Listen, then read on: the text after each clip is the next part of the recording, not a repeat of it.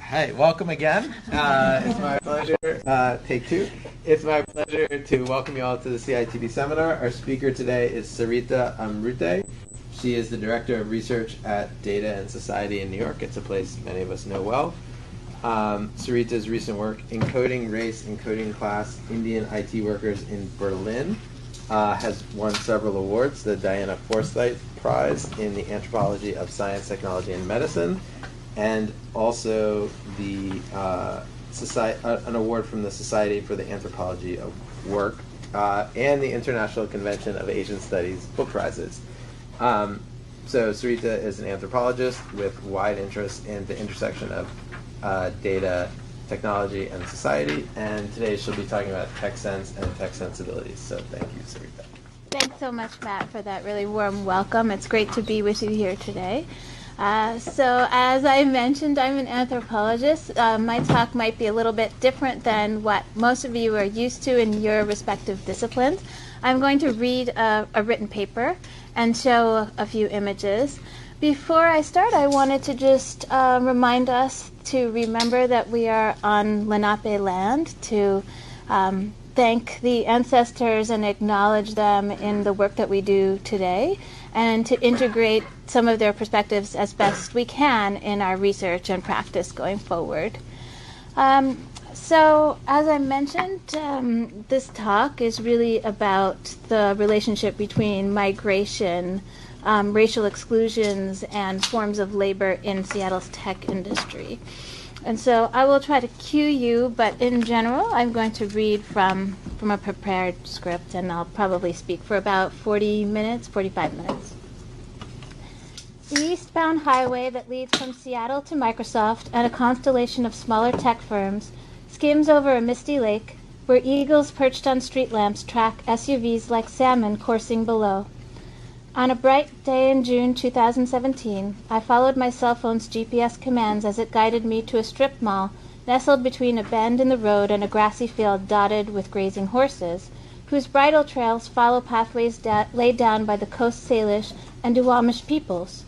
Philip, who would be my first guide along the border where Asian coders are valorized as cheapened alternatives to American citizen coders, and framed as job-taking aliens, waited for me on the sidewalk outside the swinging glass doors of a Panera bread company. Philip was in his late 40s with salt and pepper hair and an easy, infectious smile. He came to the United States from Taiwan after college and now worked in the technical software division of a Seattle area startup. His favorite part of his job was visiting hospital patients to evaluate how the system he was helping build was functioning. Outside the hospital, though, Philip has experienced months of low-level harassment that the Washington State's Attorney General's office would term hate incidents to distinguish them from the more serious hate crimes. Hate incidents might include verbal threats, defacement of property, bullying, inappropriate questions, or even shoves and projectiles. Unlike hate crimes, hate incidents do not fall within the boundaries of what can be prosecuted under the law, a distinction that was explicated to immigrant groups at numerous sessions held by local police departments across Seattle's East Side. Immigrants from India and China who work in the Seattle area as software engineers, project managers, and operations directors in information technology firms and other software-related businesses have come to terms with increased levels of harassment since Donald Trump rose to national prominence during the 2016 presidential election. This essay depicts immigrants interacting with the state through community meetings and follows immigrants as they report patterns of harassment to the police that remain unactionable.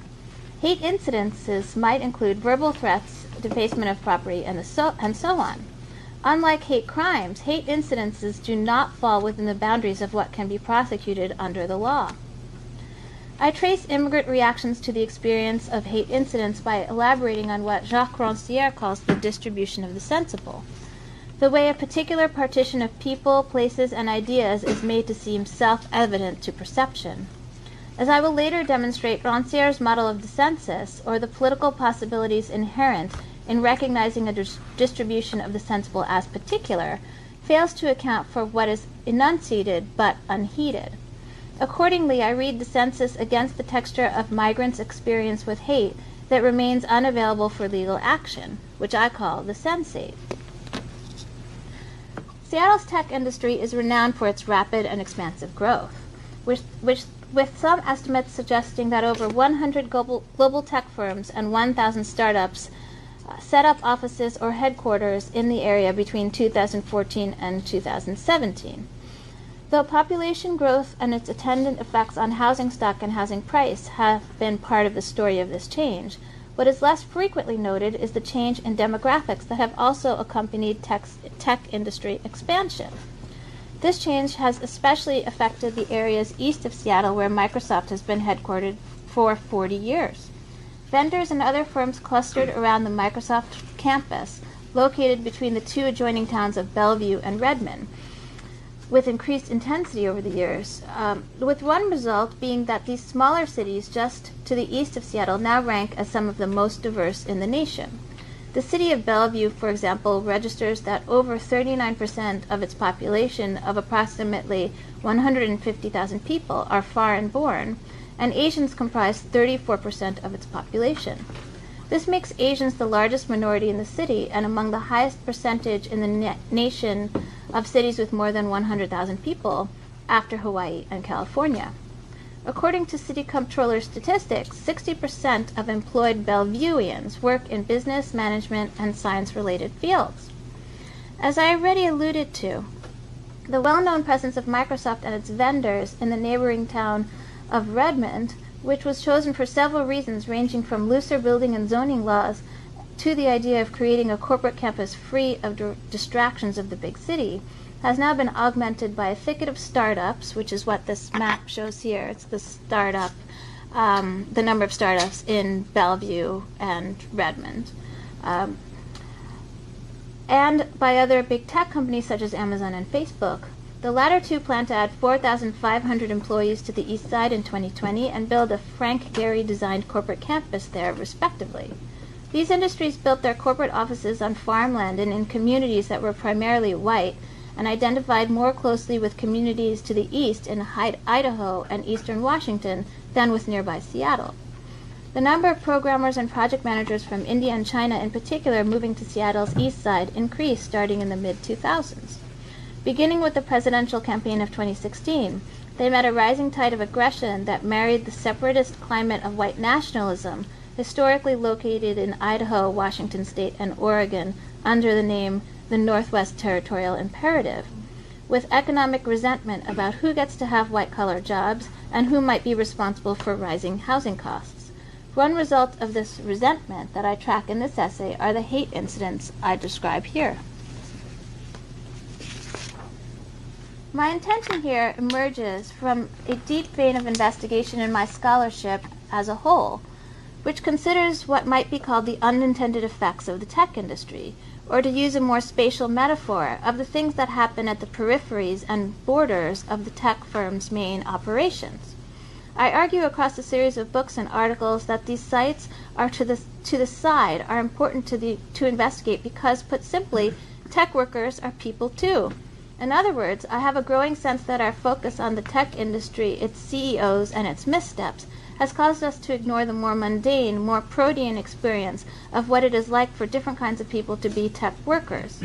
Exploring these experiences is surely necessary, both to build a more accurate picture of organizational life in tech companies and to identify hidden problems and hidden solutions that need addressing and could be further developed. One of these hidden problems, it seems to me, is the relationship between immigration, politics, and computing cultures. While Seattle's tech companies have relied on immigrant coders to build and test products, these workers too are people, though public debates often conceive of them in abstract terms like labor force or H-1B visa holders. What political possibilities arise if we think through the complicated relationship between work, race, and resentment subsumed within these abstract categories? Anthropology at its best dialogues in two directions. First, with ethnographic companions, interlocutors, and collaborators, and second, with taken-for-granted understandings of the world, whether these opinions crop up in op-ed columns, executive boardrooms, or the scholarly literature. By tarrying with immigrant accounts of hate that are not hate crimes, I offer here an account of how high-tech immigrants from Asia both express dissatisfaction with our current U.S. political climate and fail to organize that dissent into a political movement based on solidarity with other migrant groups. This next section is called A Gym Class Training on Hate. In a middle school gym north of the town of Salish Flats, students and parents sat in a semicircle around invited speakers. 2 representatives from the United States Attorney General's office, a local police chief, a child psychologist, and Amrute, the organizer of this event about responding to hate crimes, and a leader of a local community organization for elderly South Asians. Amrute began the meeting with a series of slides compiled from actual incidents that members of her organization and their families experienced and reported to her. Amrute then asked each of the other guests to speak to what the victims should do in these situations. Her slides ran through the following events. I was told to go back to my country. How should I respond? I was coming out of a coffee shop in my neighborhood and someone threw coffee in my direction, narrowly missing me. What should I have done? My high schooler was told he was a terrorist and derogatory things were written on his locker. I was driving at a traffic light when 2 men pulled up in a car next to me and said racist and sexist things, then proceeded to tailgate me. I was scared and worried for my safety. Everyone had boarded a domestic flight and only I was asked to leave. I was filling up my car at a gas station. Someone came up to me and said, "Are you Hispanic or Muslim?" I was at a bus stop. Someone jumped out of a car and asked for my immigration papers, asking if I had a green card or H-1B. What do I do? For each of these scenarios, the invited guests offered a menu of strategies. They stressed the victims needed to decide for themselves which strategy felt most comfortable. The police chief suggested that the incident at the gas station might be deflected. That sounds like the beginning of a joke, she offered as a response. She went on to suggest that the questioner might not be motivated by animus. People might be curious about things they do not see every day. Being cagey or suspicious, she declared, can create tension that doesn't have to be there. The chief proposed that we could answer the question straightforwardly and then ask, why do you want to know? Yet she also admitted to a difference in the time of Trump. She thinks of hate crimes as an exacerbation of bullying, which she called an old brain response resting on ignorance and fear. As she saw it, Trump's election brought to the surface underlying fears and desires that remain difficult to heal. It is hard, the chief said, to change people's desires, so we have to work on reducing opportunities for hate crimes to occur. Police training sessions parcel out how incidents can be sensed and leave behind visceral perceptions that remain outside of this distribution. In their recommendations, law enforcement officers rely on the senses to draw and redraw boundaries of advisable actions. Playing out scenarios frame such senses simultaneously as already active, like an insect's antennae, and as trainable, like the olfactory of a hunting dog. Here the senses exist in the pores of the law, establishing what can rise to the level of perceptibility, and develops what is in common to community. Immigrants from India and China play the role of frontline defenders of this polity, establishing what the state determines is to be held in common by all citizens, the prosecution of hate crimes. The meetings, however, also capture the moments of dissatisfaction that do not cohere into dissent, expressed through hate crime prosecution. In interviews I held with participants after this and similar community meetings, I learned that many of the immigrants I spoke to had an immediate, and in their accounts hard to rationalize, reaction to these indignities. The community sessions attempted to give voice to these experiences. At the same time, this voicing shaped that experience through a framework of correct responses. In Jacques Rancière's oeuvre, the sensible describes the way the world is partitioned into what can be perceived, by whom, and how. For Rancière, the senses exist neither in the biological bodies of individuals nor in the categories of human cognitive faculties. Instead, the senses are distributed across categories and individuals. Rancière names the distribution of the sensible in 2 ways.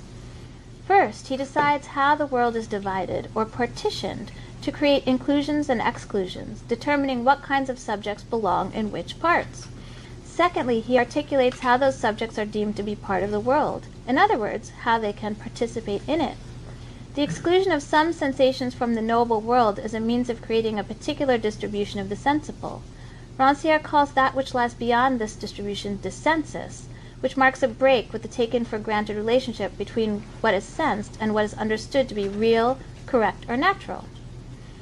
Dissensus grounds politics because politics is about who is included in the management of common life, and a different answer to this question emerges from registering a break between who and what is left out from having a say in making decisions in common and questioning why that is the case. I find Rancière's description of dissensual rather than consensual politics extremely useful because it gives to us an etiology of dissent and makes that dissent foundational to what we understand as democratic politics. In other words, for Rancière, the essence of democracy is the ability to dissent. As he writes in an interview published in the volume entitled Dissensus, what seems fundamental to me is to discern whether the state limits itself to taking the minimal steps required of it, or if it is really providing, in a wider sense, the means for another form of expression. A democratic state provides the means and opportunity for dissent that can question what issues and what subjects can count as matters of politics and as political participants. Rancière's theorization, as implied in this quote, calls for an understanding of the failures of democratic politics as well, not only in terms of how a status quo is maintained, but what exactly happens to all of those moments of dissatisfaction that cannot become dissensus. This is the analysis that I offer here. As much as we might need to trace a distribution of the sensible, we also seem to need to map the distribution of lost dissatisfaction, of those lost sense impressions that fall below the threshold of a particular distribution of the sensible, yet do not enunciate dissensus. These lost sense impressions might be called the sensate, and we should enunciate a distribution of the sensate along with a distribution of the sensible. Sensate are those sense impressions that pool beneath the self-evident fact of the senses. The sensible and the sensate are yoked. They move through the visceral and the semiotic and connect individuals through a shared but differently experienced history of racial formations. Taken together, they draw immigrant subjects into an apparatus of rule while registering immigrant exclusion. When the state fails to act on the hatred it has trained immigrants to record, their senses, already trained to register disgust and loathing, become the grounds for multiple logics of articulating migrants to regimes of capital. One particular gathering brought forward how the census emerged to reveal the Asian high-tech immigrant as multiply located within imaginaries of tech economies, diasporic upper-caste South Asian communities, and national anti-immigrant politics. The session began, as the previous hate crimes meetings began, with people recounting the kinds of discrimination they had experienced.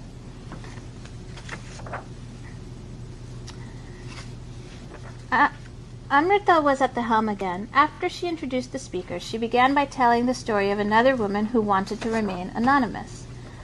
Walking through a nearby shopping center, this woman was speaking with a friend when she was suddenly pushed to the side. The pusher began imitating her speech in what Amrute termed a very derogatory way. The woman stood stock still and could not do anything. It took her 15 minutes to recover. As Amrute continued this narrative, she underlined that this kind of encounter was a daily occurrence. Racism, Amrute intoned, doesn't know the color of your skin. She continued, people work 50 to 60 hours a week and give this nation their life, but they don't even know if they will ever be able to vote in this country. This introduction contained the many contradictions that would play out over the course of the evening. Amrute called on her audience to recognize that Asians, too, can be the victims of racism, despite the fact that some South Asians believe that educated Asians like themselves would be immune from racism because they were not black.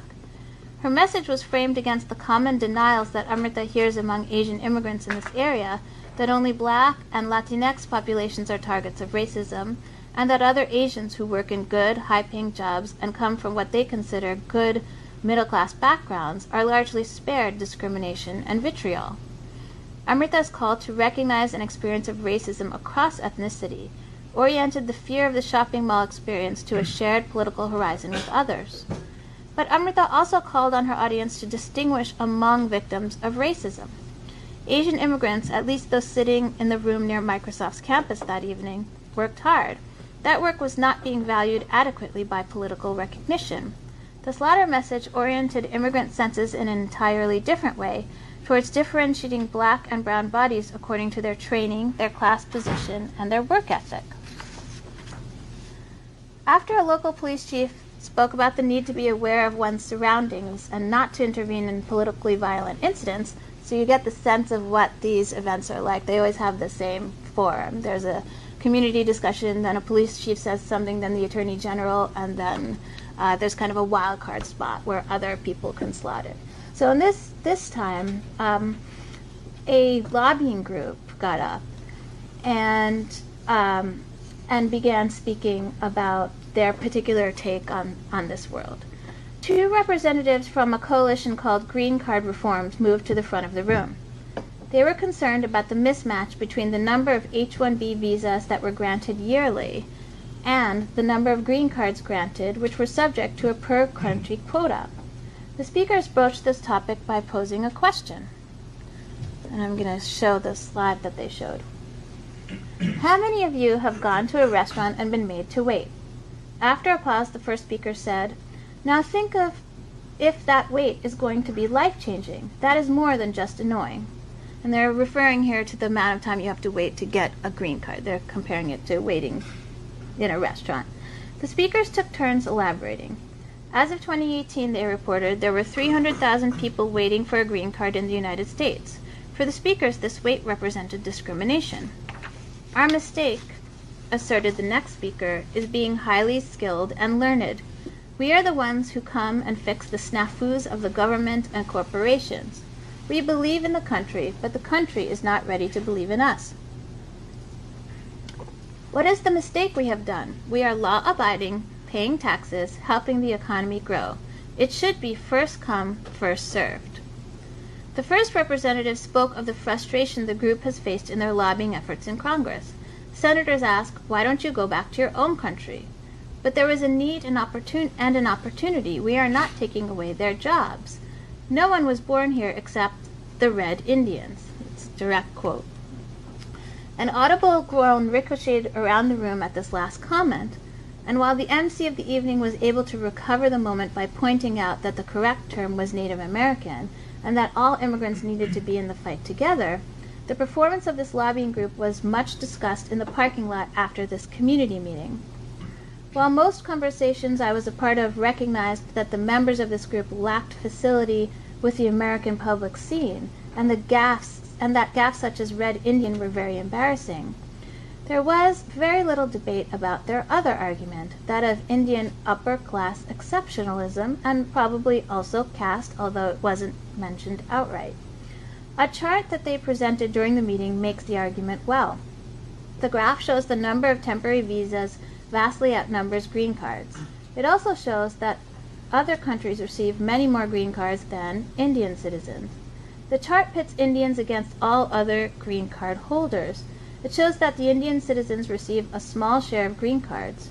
In portraying the green card problem in this way, it places Indian applicants over all others as worthy of receiving permanent visas, thereby extending tech industry dominance into an analogous argument for Indian dominance in migration policy, even though tech companies themselves benefit from keeping immigrant programming labor circulating in and out of jobs as needed through temporary visas. This refrain of Indian high-tech exceptionalism echoed across many conversations I had about visa rights over the next several months. Most of the people I spoke with that night had internalized the broad strokes of this presentation. That Asian labor was different from other migrant labor on the side of it was on the side of creative and speculative capital rather than on the side of devalued, segmented work. Often prefaced by a disclaimer declaring that what was coming next was not meant to disparage other groups, statements mostly ended by suggesting that it was unbelievable that well-educated immigrants working in the software industry had to wait longer for permanent rights of residence than other groups. One example I heard several times involved Uber drivers, who, according to this discourse, were not as valuable to economy or society as highly educated immigrant programmers. Here, the speakers drew on a racial imaginary that divides types of immigrants according to the economic exchange value they produce, and an industry logic that elevates creative effort over physical labor, separating out those who just drive from those who make the apps that manage driver labor. In these conversations, immigrants actively racialize capital by over-valorizing Asian upper-class and caste subjects through the language of merit and cognitive labor and devaluing other immigrant bodies. These narratives suggest that learning to produce out of the sensate a different partition of the sensible requires what Jose Munoz calls being attentive to the psychic vicissitudes of our belonging and difference. While Amrute and others hold sessions that attend to this varied landscape of polyvalent racial formations, stake-making practices that rely on an immigrant sensorium undercut these attempts to sustain and care for that belonging. The next section is called Dog Poop Politics. And I'm returning now to the figure that I opened the talk with, Philip Chen. So we're kind of coming full circle and we're heading towards the conclusion. The first time I saw Philip Chen, I'm going to show you this image. Okay. He stood up before a crowded room in the local cultural center during a harvest festival. His hands were shaking. In a strong voice that belied his trim frame and his slightly stooped bearing, Philip outlined how he had taken his reports of racial harassment to the local city council only to have the complaint fall on deaf ears. He was desperate for help, and the room was completely hushed after he had spoken. He was directed to the local ACLU representative at the meeting, who would strategize with him afterwards. Philip was sitting next to me, and I explained that I was an anthropologist studying hate crimes in the Seattle area and asked if we could meet. 2 weeks later, we found ourselves sipping overheated tea together. Philip, who had a quiet demeanor and smiles broadly whenever he mentions his wife and 2 children, described for me months of harassment in detail. He has been followed home from work. He has had dog feces placed on his lawn. He has had cars turn on their lights and shine them through his living room window. He then produced his phone. I bought cameras, he told me, and installed them on my roof. But they were cheap cameras from Costco, Philip continued, and they couldn't capture everything in enough detail. He had uploaded all of these videos to YouTube, and we watched a few together. During the first one, Philip pointed out the relevant features to me. A car comes down his street at night and makes a slow turn and waits. Its reverse lights blink on. We see Philip come down his driveway toward the car. The car is put into drive and speeds away. The hairs on the back of my neck stood on end as we reached the end of the video. It did indeed look like someone was watching his house, the driver using the car's rear-view mirror to do so.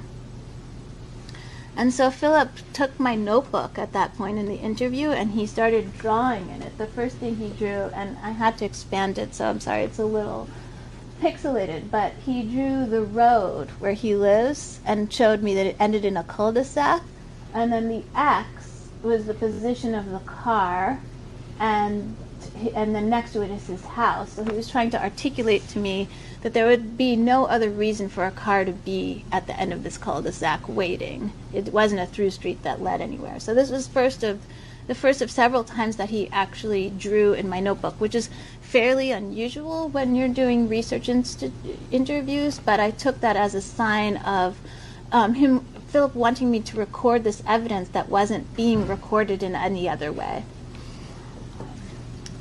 Okay, so then we're back on looking at his phone and looking at more videos. Philip then showed me a video of a man letting his dog poop on Philip's lawn. He then blazed through dozens, probably upward of 30, still photographs of dog poop, glistening, wet, curled, and gigantic, now nestled together in a series on his phone. He scrolled, and I almost retched, their vile odor seeming to emerge from the glass of Philip's handheld screen. Philip's choice to install video cameras made use of a logic of surveillance that would ultimately disappoint him. He believed that better evidence would produce prosecutable results, but the grainy quality of the video belied that desire. Even with perfect picture quality, like that of his dog poop stills, it is still debatable that law enforcement would be able to do anything without proof of racial motive. The poop was extruded just beyond the pines that marked Philip's property line, and would not count as destruction of property. While his images failed to elicit the governance response he desired, they may aptly be described as part of a surveillance culture that has evolved from metaphors of containment over a territory rooted in U.S. Cold War politics to the increased collection of data from individual users by many different kinds of actors. Philip used dark surveillance, watching from below in Simone Brown's terms, to try to garner state protection, even while his efforts furthered, rather than evaded, the logic of state surveillance through recourse to the police. While state actors may be interested in Philip's evidence as a prospective marker of future hate crimes, his call for immediate action was answered only through our shared attention to the seemingly endless series of fearful disgust scrolling across Philip's cell phone screen. The visceral disgust Philip and I experienced points towards the sensate as acting in excess of the formal procedures of the law. The senses become a repository for immigrant communities to track, remember, and train themselves in the practice of detecting white rage. They are a site of struggle over spatial borders, a means of training immigrants as a subject of the state, and repositories for immigrant communities to call forth encounters that simmer below the level of prosecutable hate crimes. Despite his video archive, Philip continued to be frustrated as his reports remained sensate, never grounding political action on a larger scale. The sensate ebbs and outside of the fittingness of action, place, and being Rancière describes. Rather than grounding dissent, it often pulls to assert consensus within an already given distribution or remains uncaptured, triggering disorientation. So now I'll turn to the second time in another interview where Philip wrote in my notebook, asked for my notebook and wrote in it. And this is the illegible access that I refer to in the title of my talk. The distribution of the sensible and the remainder of the sensate follow the pathways laid down when the legal regulation of migrant labor traverses tech industry geographies of personhood and infrastructure. Technical capabilities grant Asian coders entree to global corporate workplaces, but also mark them as foreign workers who can become targets of racial exclusion. These factors define the racial schema that at once includes Asian immigrants as wage-suppressed cognitive laborers and excludes them as fleshy representatives of alien capital. At the fulcrum between these tendencies in capital and its technical world, hate incidents both wind migrants closer to socio-technical racial schemas and unwind them from occupying a safe place within them. Immigrant subjects can become stuck within an existing distribution of the sensible, unable to lift from the sensate the political possibility of dissensus. One kind of stickiness results when immigrant reactions coagulate in the familiar vessel of superiority and inferiority, good and bad immigrants. This stickiness remains within a distribution of the sensible achieved in state rhetoric, visa legislation, and everyday conversations that elevate tech workers above other categories of immigrant.